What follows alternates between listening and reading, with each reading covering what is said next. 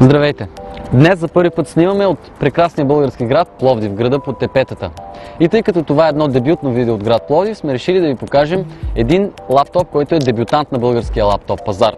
Това са моделите ASRock от серията Multibook. Тази марка ASRock е не особено популярна в България. Това, което знаем за нея, е, че тя е част от компанията Asus. Asus, която пък вече е достатъчно световно известна, както и популярна доста в България. Моделите от тази серия са нискобюджетни. За разлика от нискобюджетните мобилни устройства, като да кажем нетбуците, те не правят огромния компромис с техническите характеристики, които правят нетбуците. Нека започнем. Това, например, е един 15,6 инчов лаптоп, както виждате.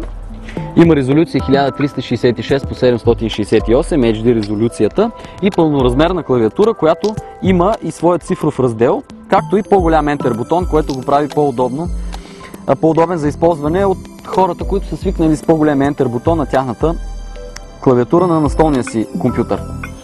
Клавишите са много добре закрепени към корпуса и клавиатурата не показва никаква гъвкавост, удобна е за писане.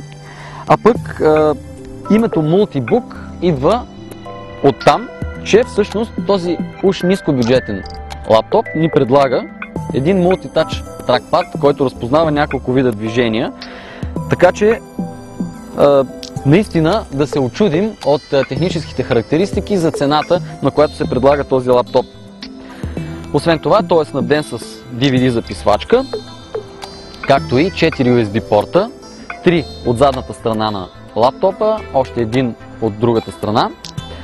А всъщност интересното за него е това, че той може би вече се превръща в най-евтиният лаптоп на българския пазар, който се предлага с HDMI изход.